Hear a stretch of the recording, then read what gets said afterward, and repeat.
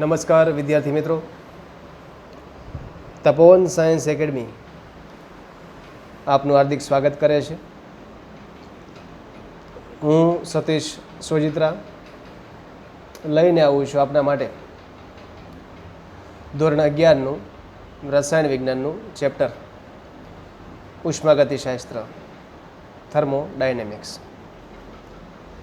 મિત્રો, છેલ્લા લેક્ચરની અંદર આપણે ઉષ્મા ક્ષમતા વિશે વાત કરી, જેમાં અચળ દબાણે ઉષ્મા ક્ષમતાને સીપી અને અચળ કદે ઉષ્મા ક્ષમતાને સીવી તરીકે ઓળખવામાં આવે છે. એ ઉપરાંત આપણે સીપી અને સીવી બંને વચ્ચેના ગુણોત્તરની પણ વાત કરી અને બંને વચ્ચે સંબંધ દર્શાવતું સમીકરણ પણ મેળવ્યું. તો હવે આજના લેક્ચરની અંદર આપણે વાત કરીશું પ્રશ્ન નંબર 22, પ્રક્રિયા એન્થાલ્પી.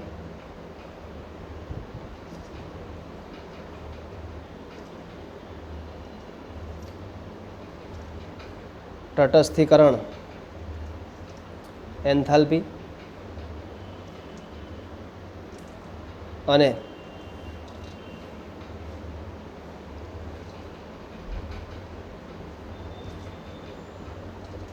સર્જન એન્થાલ્પી સમજાવો. મિત્રો, આપણે અહીંયા પ્રક્રિયાની એન્થાલ્પી, તટસ્થીકરણ એન્થાલ્પી અને સર્જન એન્થાલ્પી વિશે વાત કરવાની છે. એન્થાલ્પી એટલે ઉર્જા, બરાબર, જે આપણે આગળ શીખી ગયેલા છીએ. તો વાત કરીએ પહેલા ટોપિકની. પ્રક્રિયા એન્થાલ્પી. તો જ્યારે પણ મિત્રો રાસાયણિક પ્રક્રિયા અચળ દબાણ અને અચળ તાપમાને થાય ત્યારે થતા ઉષ્માના ફેરફારને એન્થાલ્પી ફેરફાર અથવા તો પ્રક્રિયા એન્થાલ્પી કહેવાય. કોઈ પણ રાસાયણિક પ્રક્રિયા થતી હોય, એ રાસાયણિક પ્રક્રિયા થતી હોય ત્યારે દબાણ અને તાપમાન અચળ લેવામાં આવે ને ત્યારે જો ઉષ્માનો ફેરફાર કરવામાં આવતો હોય અથવા તો થતો હોય એને પ્રક્રિયા એન્થાલ્પી અથવા તો ખાલી એન્થાલ્પી કહીશું આપણે. તો જ્યારે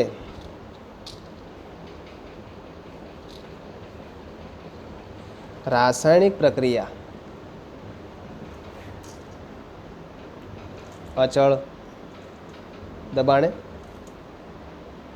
અને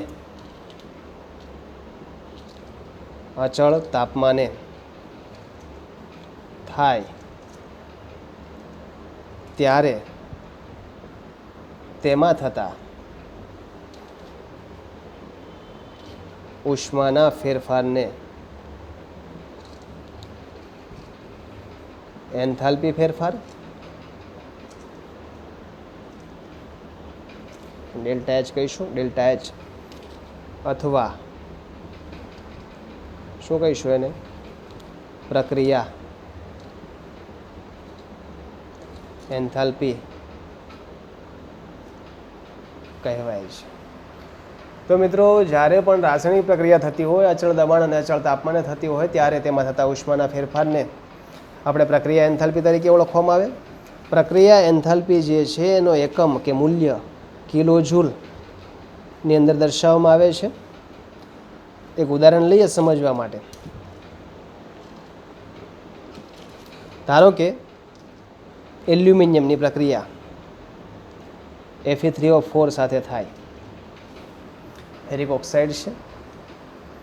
હવે સામાન્ય ઓક્સિડેશન રિડક્શનની પ્રક્રિયા થશે.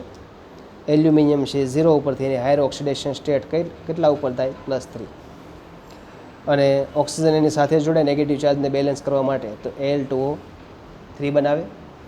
Fe જે છે અહીંયા ઓલરેડી 8/3 ચાર્જ ઉપર છે, એના ઉપરથી જશે Fe0 પર. અહીંયા પ્રક્રિયા ઓક્સિડેશન, Fe પોતાનું શું કરે છે, રિડક્શન.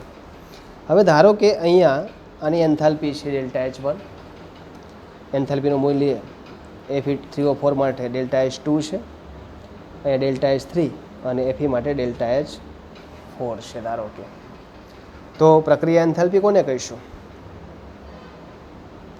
તો પ્રક્રિયા એન્થાલ્પી એટલે ફેરફાર લેવાનો છે ને આપણે વ્યાખ્યા પ્રમાણે. પ્રક્રિયા એન્થાલ્પી બરાબર નિપજની એન્થાલ્પી માઇનસ શું લઈશું, પ્રક્રિયકની એન્થાલ્પી. સમીકરણને બેલેન્સ કરી દઈએ તો અહીંયા 4 આવશે, અહીંયા 9 આવે. નિપજની એન્થાલ્પી તો નિપજ આ છે, 4 મોલ કયું છે ΔH3 પ્લસ 9 મોલ છે ΔH4. નિપજની એન્થાલ્પી માઇનસ શું લઈશું પ્રક્રિયકની એન્થાલ્પી. પ્રક્રિયક કયો છે તો 8 ΔH1 એન્થાલ્પી છે પ્લસ 3 ઇન્ટુ ΔH2. બરાબર છે. માટે આ રીતે આપણે પ્રક્રિયાની એન્થાલ્પી નક્કી કરી શકીશું. એટલે આ બાબત ખાસ ધ્યાનમાં રાખવાની છે. તો એ પ્રમાણે તૈયારી રાખવાની. હવે બીજી એક વસ્તુ ખાસ અગત્યની બાબત એ છે કે કોઈ પણ તત્વ પોતાના શુદ્ધ સ્વરૂપમાં હોય ત્યારે શુદ્ધ સ્વરૂપમાં એન્થાલ્પી 0 થાય. જેમ કે એલ્યુમિનિયમ અહીંયા એના શુદ્ધ સ્વરૂપમાં છે તો ΔH1 એની એન્થાલ્પી છે તે કેટલી લઈશું 0. સેમ એ જ રીતે Fe જે છે એ શુદ્ધ સ્વરૂપમાં છે તો એની એન્થાલ્પી છે ΔH4. આ વેલ્યુ કેટલી લેવી પડે 0. કોઈ પણ પદાર્થ એના શુદ્ધ સ્વરૂપમાં હોય ત્યારે એની એન્થાલ્પી 0 લેવામાં આવે છે. માટે અહીંયા વાત કરીએ ΔH1 બરાબર શું મૂકવું પડશે 0 અને ΔH4 બરાબર 0. માટે 4 ΔH3 માઇનસ શું આવશે 3 ΔH2. હવે અહીંયા જે વેલ્યુ હોય એના આધારે આપણે પ્રક્રિયા એન્થાલ્પી નક્કી કરી શકીએ. કોઈ પણ પદાર્થ એના પ્રમાણિત સ્થિતિમાં શુદ્ધ સ્વરૂપમાં હોય ત્યારે એની એન્થાલ્પી હંમેશા શૂન્ય લેવામાં આવે છે. આ બાબત ખાસ ધ્યાનમાં રાખવાની, કારણ કે આ એક્ઝામ્પલ માટે અગત્યનું છે. બરાબર છે. પ્રમાણિત મૂલ્ય હોય ત્યારે એન્થાલ્પી હંમેશા કેવી લેવી પડે છે મિત્રો? આપણે શૂન્ય લેવામાં આવે છે. તો આ રીતે આપણે એન્થાલ્પી નક્કી કરી શકાય.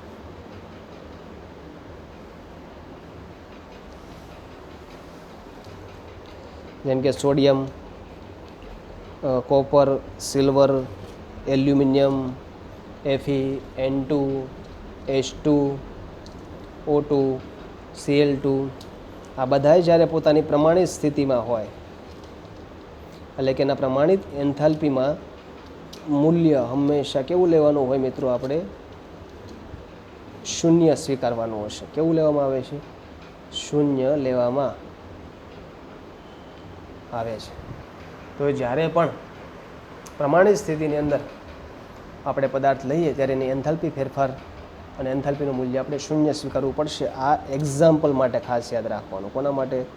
એક્ઝામ્પલ. કારણ કે એક્ઝામ્પલની અંદર આપણે જ્યારે ગણતરી કરતા હોય ત્યારે કોઈ પણ એના શુદ્ધ સ્વરૂપમાં હોય ત્યારે એનું મૂલ્ય કેટલું મૂકી દઈશું આપણે? શૂન્ય. અને આ મૂલ્ય આપણે રકમમાં ન આપેલું એટલે સમજી લેવાનું જ્યારે રકમમાં મૂલ્ય ન આપેલું હોય ત્યારે એનું મૂલ્ય કેવું લેવાનું હોય? શૂન્ય લેવું પડશે. તો આપણે પ્રશ્ન નંબર 22ના એક ટોપિકની વાત કરી, પ્રક્રિયા એન્થાલ્પી. નામ ઉપરથી છે પ્રક્રિયા, તો પ્રક્રિયા દરમિયાન એન્થાલ્પીના ફેરફારને શું કહીશું? પ્રક્રિયા એન્થાલ્પી.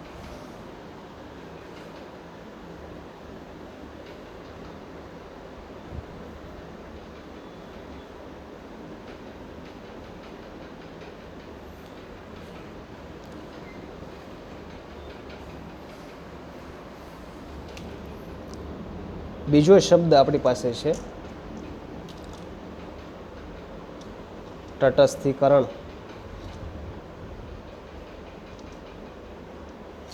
એન્થાલ્પી. તો HCl, H2SO4 અથવા HNO3 જેવા પ્રબળ એસિડ અને એ એસિડનું જલીય દ્રાવણ જ્યારે NaOH અથવા તો KOH જેવા પ્રબળ બેઝના જલીય દ્રાવણ સાથે પ્રક્રિયા કરે અને 1 મોલ પાણી બને ત્યારે 56 કિલોજૂલ ઉષ્મા ઉત્પન્ન થાય છે, જેને તટસ્થીકરણ એન્થાલ્પી કહીશું. તો HCl, H2SO4, HNO3 જેવા પ્રબળ એસિડના શું લઈશું આપણે? જલીય દ્રાવણ. પ્રબળ એસિડના જલીય દ્રાવણ જ્યારે NaOH કે KOH જેવા પ્રબળ બેઝના જલીય દ્રાવણ સાથે પ્રક્રિયા કરે. હવે સામાન્ય એક ઉદાહરણ હું તમને સમજાવું. ધારો કે HCl છે, એ NaOH સાથે રિએક્શન આપે તો આપણને ખ્યાલ છે શું બને? એક તો NaCl અને બીજું શું બને? પાણી, H2O. H2O બન્યું ને તો લખી શકે પ્રક્રિયા કરે અને જો 1 મોલ પાણી બને, કેટલા મોલ? 1 મોલ બન્યું ને અહીંયા, તો 1 મોલ H2O બને તો કેટલા કિલોજૂલ? 56 કિલોજૂલ ઉષ્મા ઉત્પન્ન થાય છે, જેને તટસ્થીકરણ એન્થાલ્પી કહીશું. શું કહીશું? તટસ્થીકરણ એન્થાલ્પી તરીકે ઓળખવામાં આવે છે. એટલે મિત્રો ખાસ ધ્યાનમાં એ રાખવાનું છે કે જ્યારે પ્રબળ એસિડની પ્રબળ બેઝના જલીય દ્રાવણ સાથે પ્રક્રિયા થાય ત્યારે પાણીનો 1 મોલ બને અને 56 કિલોજૂલ જેટલી ઉષ્મા ઉત્પન્ન થતી હોય તો એને તટસ્થીકરણ એન્થાલ્પી તરીકે ઓળખવામાં આવશે. એસિડના દ્રાવણના H+ આયન, એસિડ કયું આયન આપે? હંમેશા H+ આપે. અને બેઝ હોય તો કયું આયન આપશે? OH- ને H+ ને OH- જોડીને શું આપે છે? પાણીનો અણુ બનાવે છે. આવી એન્થાલ્પીના મૂલ્યને તટસ્થીકરણ તરીકે ઓળખવામાં આવે છે. માટે એન્થાલ્પીને તટસ્થીકરણ એન્થાલ્પી તરીકે આપણે ઓળખીશું. બરાબર છે? આ એક બાબતની ખાસ ધ્યાનમાં રાખવાની છે. એટલે કે H+ અને OH- બંને જોડાય તો શું આપશે? H2O. ત્યારે ΔH નો ફેરફાર, જૂલ ઉષ્મા ઉત્પન્ન થાય છે તો વેલ્યુ કેવી આવે? માઇનસ 56 કિલોજૂલ પ્રતિ મોલ લઈ શકાય. 56 કિલોજૂલ પ્રતિ મોલ. આ જ ઉદાહરણ દ્વારા સમજીએ આગળ. આમાં જ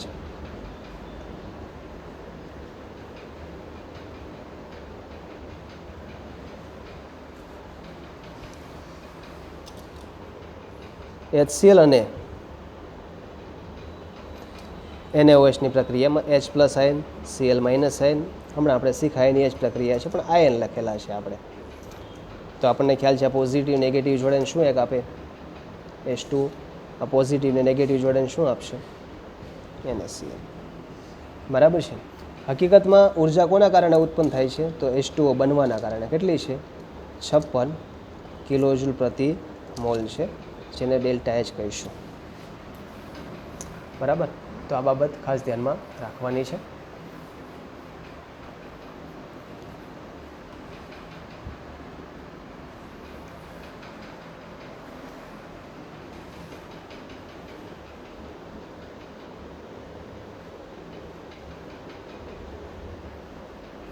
એક મોલ પાણી બને ત્યારે ઉત્પન્ન થતી ઉષ્માને શું કહી દઈશું? તટસ્થીકરણ એન્થાલ્પી. ત્રીજું છે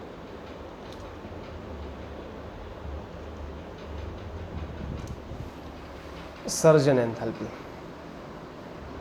નામ પરથી છે સર્જન એટલે નિર્માણ થવું, બનવું. જ્યારે એક મોલ સંયોજન તેમાં રહેલા તત્વોની પ્રમાણ સ્થિતિમાંથી બને, જ્યારે એક મોલ સંયોજન તેમાં રહેલા તત્વોની પ્રમાણિત સ્થિતિમાંથી બને છે ત્યારે થતા એન્થાલ્પીના ફેરફારને સંયોજનની પ્રમાણિત સર્જન એન્થાલ્પી તરીકે ઓળખીશું. જ્યારે એક મોલ સંયોજન તેમાં રહેલ તત્વોની પ્રમાણિત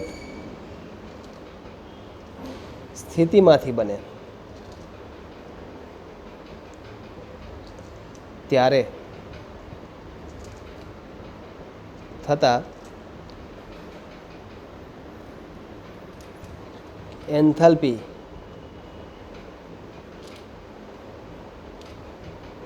ફેરફારને તે સંયોજનની પ્રમાણિત સર્જન એન્થાલ્પી એટલે કે ΔH. જ્યારે પ્રમાણિત સ્થિતિ હોય ત્યારે ખાસ ધ્યાનમાં રાખવાનું, અહીંયા આપણે મીંડું કરીએ, મીંડું એટલે 0, ΔH 0 કહે છે કે જ્યારે એક મોલ સંયોજન તેમાં રહેલા તત્વોની પ્રમાણિત સ્થિતિમાંથી બનાવવામાં આવે છે ત્યારે થતા એન્થાલ્પીના ફેરફારને સંયોજનની પ્રમાણિત એન્થાલ્પી તરીકે ઓળખીશું.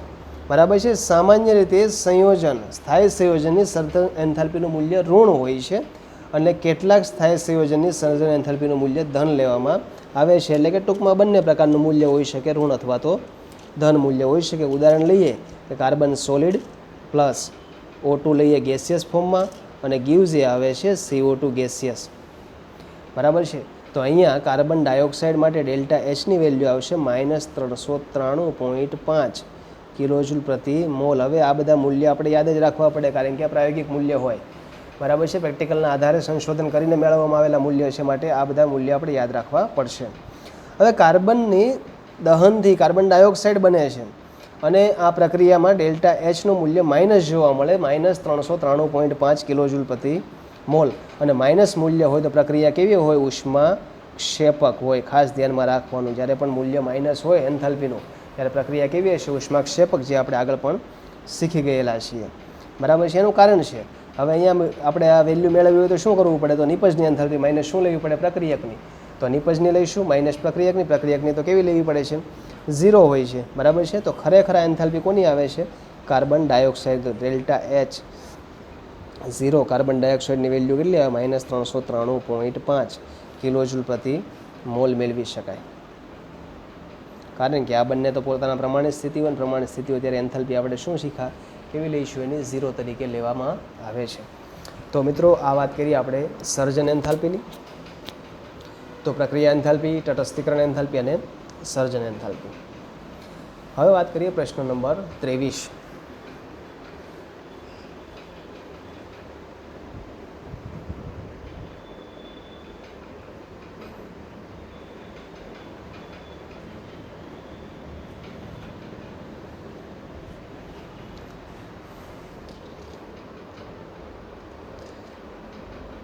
દહન એન્થાલ્પી સમજાવો.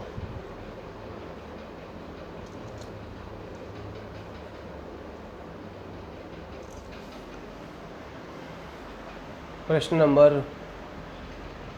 23 છે મિત્રો, દહન એન્થાલ્પી સમજાવો. તો અચળ દબાણે 1 મોલ કાર્બનિક પદાર્થનું ઓક્સિજનની હાજરીમાં સંપૂર્ણ દહન કરતાં મુક્ત થતી ઉષ્માના ફેરફારને દહન એન્થાલ્પી તરીકે ઓળખવામાં આવે છે. એટલે અચળ દબાણે 1 મોલ કાર્બનિક પદાર્થ લઈશું, અચળ દબાણ રાખીશું, અચળ દબાણે 1 મોલ કાર્બનિક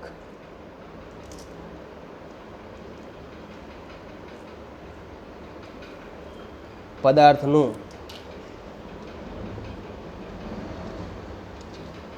ઓક્સિજનની હાજરીમાં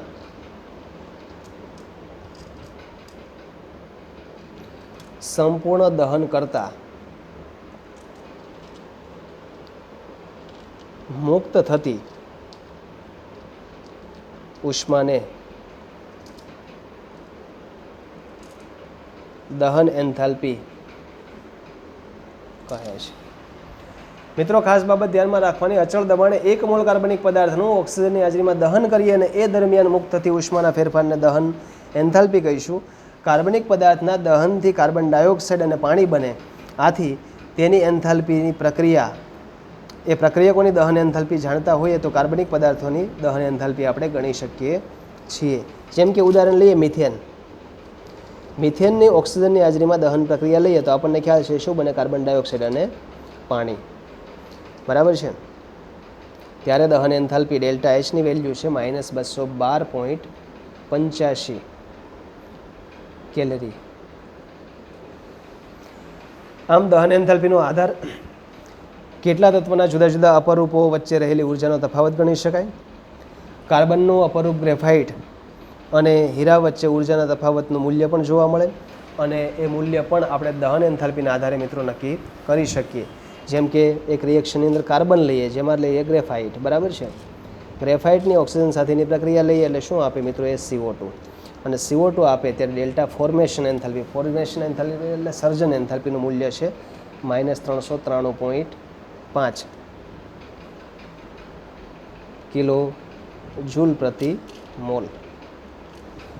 બીજી રિએક્શનની અંદર કાર્બન તરીકે આપણે લઈએ હીરો, એની O2 સાથેની પ્રક્રિયા, એ CO2 આપે ત્યારે ડેલ્ટા ફોર્મેશન એન્થાલ્પીનું મૂલ્ય છે -395.4 કિલોજૂલ પ્રતિ મોલ. બંનેનો તફાવત લેવો હોય તો સમીકરણને ઉલટાવી દઈએ તો કાર્બન ગ્રેફાઇટ જે છે એનું રૂપાંતર શેમાં કરી શકાય? કાર્બન હીરામાં કરી શકાય છે. અને ત્યારે ડેલ્ટા એચનો તફાવત કેટલો રહે છે આ બંનેનો?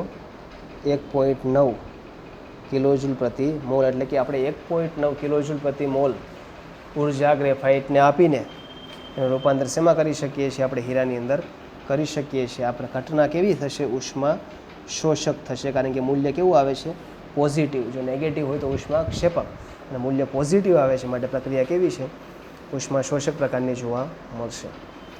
તો મિત્રો, આ આપણે વાત કરી પ્રશ્ન નંબર 23, દહન એન્થાલ્પી સમજાવો. તો સ્ક્રીનશોટ મિત્રો પાડી લેવાનો છે.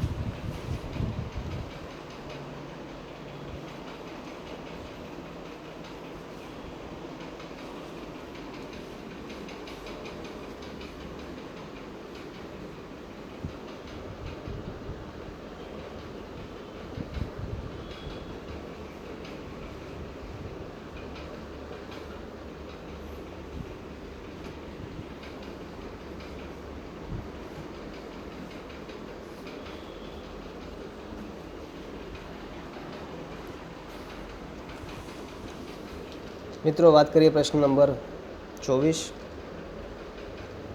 હેસનો આઈએમપી પ્રશ્ન છે. હેસનો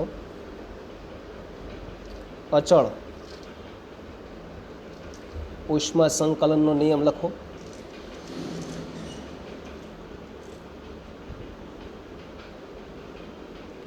અને ઉદાહરણ દ્વારા સમજાવો. અને તેની ઉપયોગિતા જણાવો.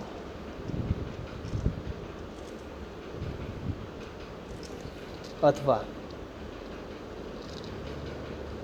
હેસનો નિયમની ઉપયોગિતા જણાવો. અથવા હેસનો અચળ ઉષ્મા સંકલનનો નિયમ લખી તેની ઉપયોગિતા જણાવો. પ્રશ્ન આ રીતે પૂછી શકાય. તો હેસ નામના વૈજ્ઞાનિકે 1840માં રશિયન વૈજ્ઞાનિક છે, જેણે રાસાયણિક પ્રક્રિયામાં થતા ઉષ્માના ફેરફારનો અભ્યાસ કરીને નિયમ તાર્યો. નિયમની વાત કરીએ તો રાસાયણિક પ્રક્રિયામાં થતો કુલ ફેરફાર, રાસાયણિક પ્રક્રિયામાં થતો કુલ ઉષ્મા ફેરફાર એ પ્રક્રિયાના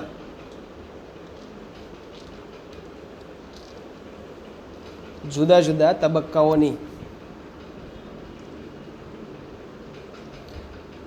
ઉષ્મા ફેરફારના બેઝિક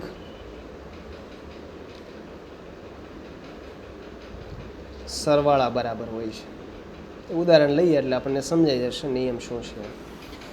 કે રાસાયણિક પ્રક્રિયાની અંદર થતો કુલ ઉષ્માનો ફેરફાર એ પ્રક્રિયાના જુદા જુદા તબક્કાઓના ઉષ્માના ફેરફારના બેઝિક સરવાળા બરાબર હોય છે. એટલે કે જ્યારે પણ કોઈ પણ રિએક્શન એક કરતાં વધારે તબક્કામાં થતી હોય ત્યારે દરેક તબક્કાના ઉષ્માનો ફેરફારનો સરવાળો કરીએ તો આપણને કુલ ઉષ્માનો ફેરફાર મેળવી શકાય. એવું હેસના ઉષ્મા સંકલનના નિયમના આધારે રજૂ કરવામાં આવ્યું. પણ ક્યારે લાગુ પાડી શકાય? જ્યારે પ્રક્રિયા એક કરતાં વધારે તબક્કામાં થતી હોય ત્યારે. અને ત્યારે ઉષ્માનો ફેરફારનું મૂલ્ય કેવું રહે છે? અચળ રહે છે. આપણે એક ઉદાહરણ દ્વારા સમજીએ અને ઉષ્માગતિશાસ્ત્રના પ્રથમ નિયમના આધારે પણ મિત્રો આ સમજી શકાય. હવે ઉદાહરણની વાત કરીએ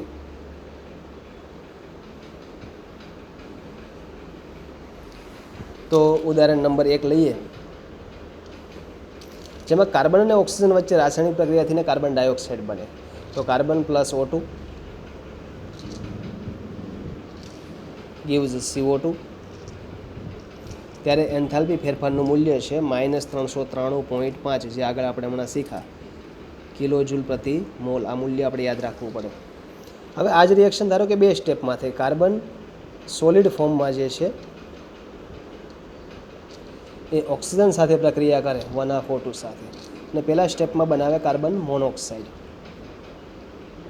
અને આ કાર્બન મોનોક્સાઇડ બને ત્યારે ડેલ્ટા એચ એટલે કે એન્થાલ્પી ફેરફાર પ્રથમ સ્ટેજનું છે -110.54 કિલોજૂલ પ્રતિ મોલ. બીજા સ્ટેપની અંદર આ કાર્બન મોનોક્સાઇડ ફરીથી 1O2 સાથે રિએક્શન આપીને બનાવે કાર્બન ડાયોક્સાઇડ. બીજા સ્ટેપનો એન્થાલ્પી ફેરફારનું મૂલ્ય લઈએ તો એ મૂલ્ય છે -282.96 કિલોજૂલ પ્રતિ મોલ. હવે 1 અને 2 સ્ટેપ જે આપણે લીધા આ બંને સ્ટેપના એન્થાલ્પી ફેરફારનો સરવાળો કરીએ -110.54 -282.96 બરાબર મૂલ્ય આપણને મળશે -393.5 કિલોજૂલ પ્રતિ મોલ. આ એવું દર્શાવે છે કોઈ પણ રાસાયણિક પ્રક્રિયા એક સ્ટેપમાં થતી હોય ત્યારે અને સ્ટેપ વાઇઝ થતી હોય ત્યારે ઉષ્માના ફેરફારનું મૂલ્ય કેવું રહે છે? અચળ રહે છે. એમાં કોઈ પણ પ્રકારનો ફેરફાર થતો નથી. એ જ પ્રમાણે એમોનિયમ ક્લોરાઇડનું ઉદાહરણ છે, જેમાં એમોનિયમ ક્લોરાઇડ 2 રીતે બનાવી શકાય, પરંતુ બંને રીતે ઉષ્માના ફેરફારનું મૂલ્ય પણ કેવું લેવામાં આવે છે? અચળ. આ નિયમને હેસનો ઉષ્મા સંકલનનો નિયમ આપણે કહીશું. ઉદાહરણ ખાસ યાદ રાખવું પડે, પ્રશ્ન પૂછાય એટલે ઉદાહરણ જે છે વેલ્યુ સાથે આપણે યાદ રાખવું પડે, એટલે વેલ્યુ પ્રાયોગિક રીતે નક્કી થઈ હોય એટલે આપણે ખાસ તૈયાર કરવાની. ઉદાહરણ નંબર 2 લઈએ, જેમાં આપણે શું બનાવવું છે મિત્રો? એમોનિયમ ક્લોરાઇડ NH4Cl ની બનાવટ. હવે બનાવટની 2 પદ્ધતિ લઈએ. પહેલી પદ્ધતિ અનુસાર NH3 સૌપ્રથમ ગેસિયસ લઈશું, એને પાણીમાંથી પસાર કરીએ એટલે NH3 એકવેસ બનશે. ત્યારે ડેલ્ટા H1ની વેલ્યુ થશે -35.15 કિલોજૂલ પ્રતિ મોલ. બીજા સ્ટેપની અંદર મિત્રો આપણે HCl ગેસિયસ લઈશું, એને પાણીમાંથી પસાર કરીએ એટલે HCl એકવેસ બને. અહીંયા ડેલ્ટા H2 મળશે આપણને -72.38 કિલોજૂલ પ્રતિ મોલ. અને ત્રીજા સ્ટેપની અંદર આ બંને એકવેસને ભેગા કરી દઈએ, NH3 એકવેસ પ્લસ HCl એકવેસ પાણી છે તો NH4Cl એકવેસ બને. અને અહીંયા ડેલ્ટા H3ની વેલ્યુ મળશે આપણને -51.46 કિલોજૂલ પ્રતિ મોલ. હવે delta H1 plus delta H2 plus delta H3 કરી દઈએ તો ટોટલ વેલ્યુ આપણને મળશે -158.99 કિલોજૂલ પ્રતિ મોલ. આ રિએક્શન કઈ છે? તો NH3 એકવેસ પ્લસ HCl એકવેસની રિએક્શન. એટલે કુલ એન્થાલ્પી ફેરફાર અહીંયા જોવા મળ્યો -158.99. આ સ્ટેપ વાઇઝ રિએક્શન છે. પરંતુ હવે એમોનિયમ ક્લોરાઇડને બીજી રીતથી બનાવવામાં આવે તો એક રીતથી બનાવ્યો તો આ વેલ્યુ આપણે યાદ રાખવી પડે. -158.99 મળે. બીજી રીતથી બનાવીએ ત્યારે આ જ વેલ્યુ મળે છે કે નહીં આપણે નક્કી કરીશું, અને જો મળતું હોય તો હેસનો ઉષ્મા સંકલનનો નિયમ સાચો કહી શકીશું. હવે એમાં જ વાત કરીએ બીજી રીત, જેમાં NH3 એકવેસ પ્લસ HCl એકવેસ લઈ લઈએ, પાણીમાં નાખીને એમાંથી પહેલાં શું બનાવી દઈએ? NH4Cl સોલિડ બનાવીએ. ત્યારે એન્થાલ્પી ફેરફાર ડેલ્ટા H મળશે -175.30 કિલોજૂલ પ્રતિ મોલ. હવે NH4Cl સોલિડ છે, એમાં પાણી ઉમેરીને બનાવી નાખીએ એકવેસ NH4Cl એકવેસ. તો એમાં ડેલ્ટા Hની વેલ્યુ મળશે +116.32 કિલોજૂલ પ્રતિ મોલ. માટે અને 1 કહી દઈએ, આ 2 કહી દઈએ તો delta H1 plus delta H2 લઈએ -175.30 પ્લસ 16.32 એટલે વેલ્યુ આવશે -158.99 કિલોજૂલ પ્રતિ મોલ. જે વેલ્યુ કોના જેટલી જોવા મળશે? આગળની પ્રથમ રીત જેટલી જોવા મળે છે. હેસનો ઉષ્મા સંકલનનો નિયમ આપણે લાગુ પાડી શકીએ કે જ્યારે પ્રક્રિયા એક કરતાં વધારે સ્ટેપમાં થતી હોય ત્યારે ઉષ્મા સંકલનનો ફેરફારનું મૂલ્ય કેવું રહે છે? સરખું જોવા મળશે. હવે આ નિયમના ઉપયોગની વાત કરીએ તો ઉષ્મા રાસાયણિક સમીકરણોનો સરવાળો બાદબાકી ગુણાકાર કરી શકાય. આપણે સરવાળો કર્યો સ્ટેપનો, બાદબાકી પણ કરી શકાય, ગુણાકાર પણ કરી શકાય છે. અને પ્રાયોગિક પરિણામો જે છે એ માપી શકાય કે નહીં, અથવા પ્રાયોગિક પરિણામો જે આપણે મેળવેલા છે એની કેલ્ક્યુલેશન આપણે ઉષ્માગતિશાસ્ત્રના પ્રથમ નિયમના આધારે કરી શકીએ. હવે વિવિધ રાસાયણિક પ્રક્રિયાઓની અંદર શોષાતી અથવા તો મુક્ત થતી ઉષ્મા, જેમ કે સર્જન ઉષ્મા, દહન ઉષ્મા અને તટસ્થીકરણ ઉષ્મા વગેરેના મૂલ્યોની ગણતરી આપણે ઉષ્માગતિશાસ્ત્રના પ્રથમ નિયમમાં હેસના ઉષ્મા સંકલનના નિયમના આધારે કરી શકીશું. આ બંને બાબત ઉપયોગ માટે ધ્યાનમાં રાખવાની પેમ્પલેટની અંદર આપણને આપેલી છે. તો મિત્રો, આ પ્રશ્ન ખાસ અગત્યનો છે, મોસ્ટ ઇમ્પોર્ટન્ટ ટૉપિક છે, અને મોસ્ટ ઇમ્પોર્ટન્ટ હોય એટલે તમને કીધેલું છે એ પ્રમાણે આપણે ફરજિયાત લખીને તૈયાર કરવો જ પડે. તો વ્યવસ્થિત લખીને તૈયાર આપણે કરવાનો આગ્રહ રાખીશું.